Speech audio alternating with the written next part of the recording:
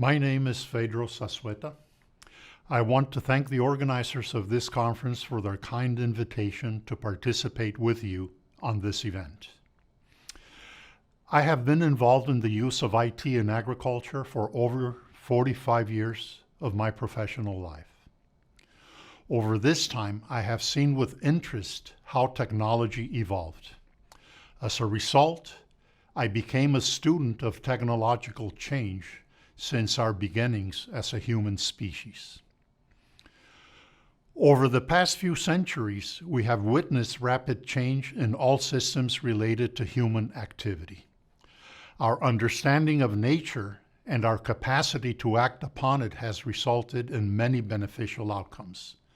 But at the same time, our activity has had unintended consequences that have put our planet at risk.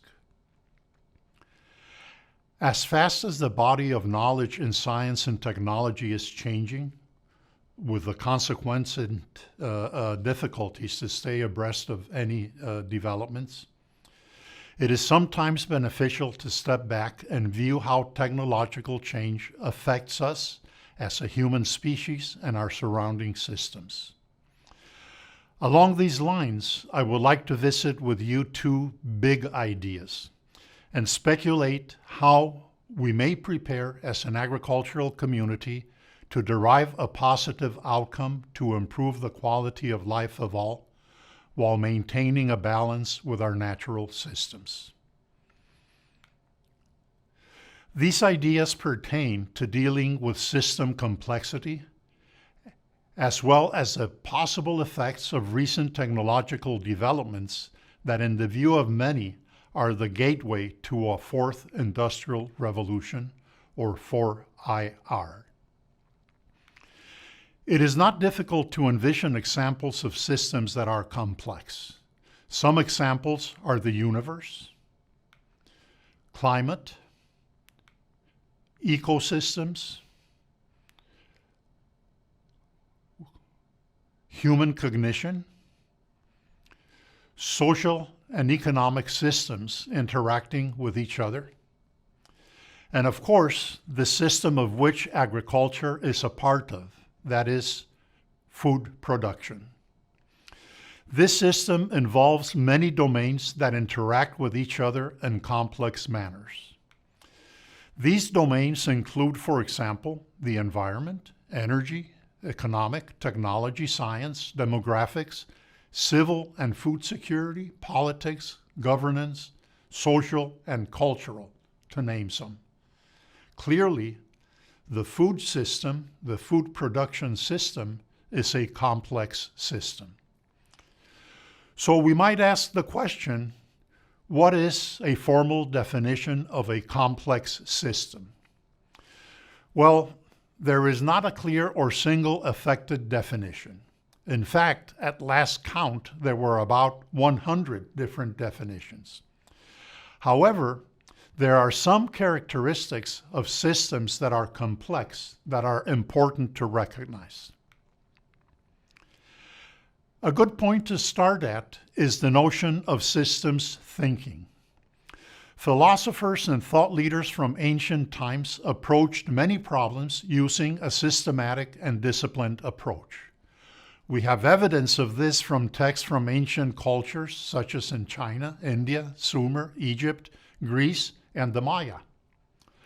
Although the evolution of thought is a continuum throughout human history, some intellectuals that lead to modern system thinking are, amongst others, Carnot, which led to the thermodynamics, Piaget in education, and Bertalanffy in biology.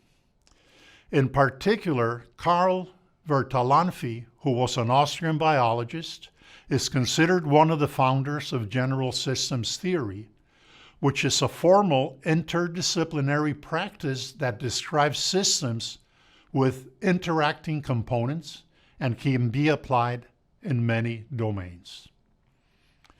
As loose as the definition of a complex system may be, some characteristics that complex systems share are that they consist of agents that are decentralized, Agents receive input from other agents and provide output to other agents. Complex systems tend to self-organize and emerge in a hierarchical order. They are subject to feedback loops and may be very sensitive to initial conditions. They also evolve and adapt to their environment. Note that these systems may not only be complex in their structure, but they are also complex in their behavior, and they extend over space and time. So why should we care about complex systems? Well, at least one compelling reason is to reduce uncertainty. That is, reduce risk by modeling the future outcomes of actions we take, or the lack of them, considering a wide array of interacting components in which there are many interacting systems and many interacting agents within each system. This map by Castellani and Gerritz illustrates the evolution of complex sciences starting in the 1940s. Notice at the very left of the figure that there are 5 main streams. From top to bottom, the mathematics of complexity, system theory, complex system theory, cybernetics, and artificial intelligence. Note that the 2 bottom streams relate directly to the developments that are enabled by information technology, AI, and data science. So we may ask, what are the developments and trends currently in IT that will have an impact on the applicability of complexity sciences, in particular on complex systems? This leads us to what has been described as the 4th Industrial Revolution. The first Industrial Revolution was the result largely of the invention of machines that could provide power to industrial fabrication. Although these early machines increased efficiency, for example, of the textile industry, they resulted in a deep disruption, not always positive, of other domains. The second Industrial Revolution saw major changes to manufacturing processes and wide distribution of technologies, such as electricity, that led to the assembly line and mass production. This was a major development in the sense that it made products available to a large population. In fact, it is during this period that in the United States, the investment in electrification, transportation, and mechanization led to a shift in the population of the country. During the mid-18th century, 97% of the population was rural. By the mid-20th century, this was inverted. So about 3% of the population were directly engaged in agriculture. The key point of this transformation is the availability and access to products by a large sector of the population. With the development of the computer and microcontroller, a major shift occurred in industry that led to high levels of automation. Also, starting in this period, there is a convergence of computers, networks, and telecommunications that led to current information technology. This has been enabled today as CyberPhysical Systems. CyberPhysical Systems, or CPS, integrate computers, networking, and physical processes. They use embedded computers and networks. Physical processes are monitored and controlled utilizing feedback loops. Their economic and societal potential is yet to be realized, and it's expected to occur at an accelerated rate when conditions are ripe. This diagram by Edward Lee of UC Berkeley defines CPS. what they require, and the possible application domains. These are systems that range from smart connections, such as sensor networks, data to information conversion to produce smart analytics, a cyber level with applications such as similarity clustering and data mining, a cognition level for collaborative diagnostics and decision making, and at the highest level, self-configuration of multiple network devices of different types, both virtual and physical.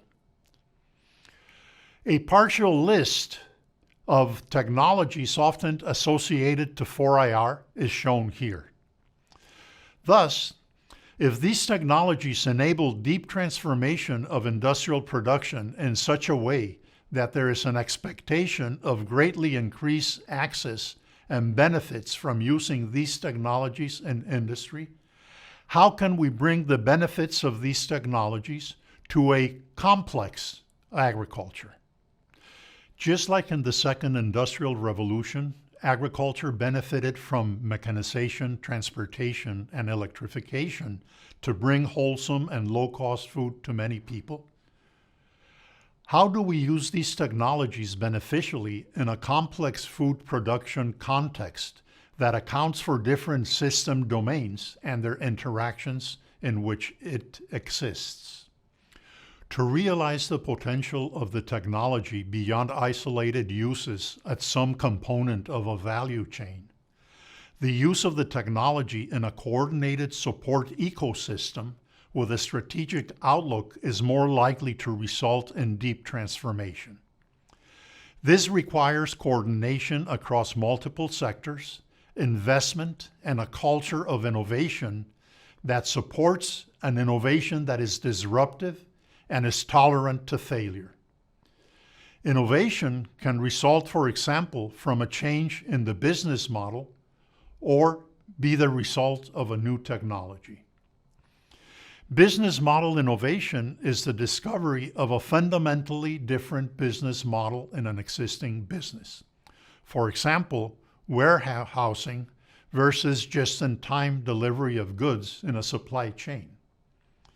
It is important to note that an organization's response to disruption may not be its adoption. Organizations can invest in their current operations and way to conduct business to make it more efficient and competitive relative to disruptors. In practice, adoption of new technologies will depend on the organization's ability to respond and the motivation to respond. Technological innovation tends to be disruptive for established organizations by creating new and higher value. For example, delivery of information by the extension service using electronic versus paper means. Fundamental to the success in developing new tools and technologies are two foundational components. One, a competent workforce, and two, access to technology. It is important to note that access to technology, as sophisticated as technology may be, will not lead by itself to innovation without a competent workforce and a culture and environment that encourages exploration and is tolerant to failure. Both factors vary from country to country, as is shown in these example chart and table. Please note that the availability to scientists and engineers index of the World Bank is based on a Likert scale, so it's not an objective indicator of competency, but still a useful one. Access to technology can be remedied by using the appropriate strategies and investments in infrastructure. Investing is not always a straightforward decision, as resources for IT infrastructure and related technologies compete with other infrastructure priorities for fundamental services, such as food, housing, medical, transportation, basic education, and others. Repeating myself, A well-developed technology infrastructure without a competent workforce that has the skills, knowledge, and competencies to address challenges, that is, complex challenges, is a technology and workforce combination that is not beneficial. Finally, access to technology must be affordable and reliable. Success in this context requires a transformation from the traditional knowledge and competencies of the industrial area into competencies that our times require, in which a culture of innovation and entrepreneurship are central to success. In this case, or the case of engineering, individuals must not only be knowledgeable of the subject matter related to the discipline, but are likely to be more competitive in the job market and serve better the stakeholders if they master the set of competencies as listed here. These are often referred in education as transversal competencies. Developing many of these competencies is a goal of the national education system of many countries. It is also important to note that the quality of a professional depends on the mastery of a subject in the knowledge and cognitive process domains.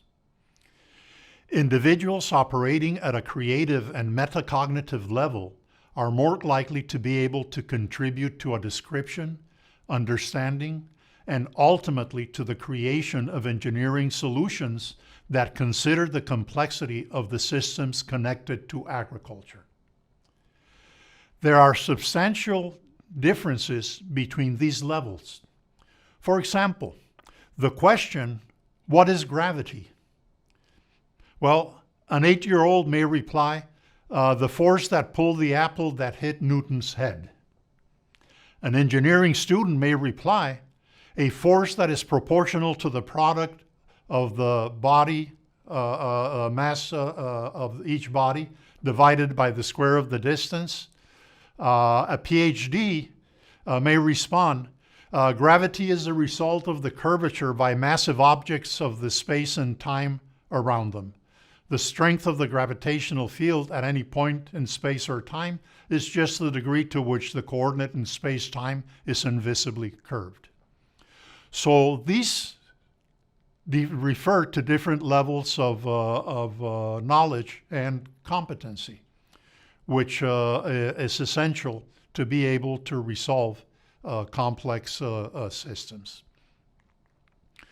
So what can we derive from all of this? We can infer from past industrial development cycles that the fourth industrial revolution will drive substantial change. An ecosystem and culture that drives innovation must be created that will require collaboration between many sectors and agents to describe and model complex systems.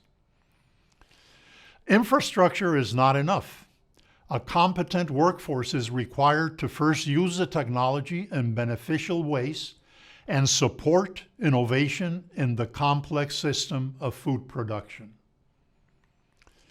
The professional of the future, beyond skilled and knowledgeable, must be competent, perform at high levels in the knowledge and cognitive domains, that is metacognitive and create, and be capable of critical and complex thinking. Part of the tool set for success will include those tools derived from complexity sciences. For this purpose, the way that we educate engineers must abandon many of the traditional pedagogies and focus on new ways of creating learning environments that develop the appropriate skills, knowledge, and competencies that will result in innovations that will improve the quality of life for all. Thank you very much. I hope that soon we'll be able to discuss these issues with the goal of our profession better serving all in a way that leads to fairness and in harmony with nature.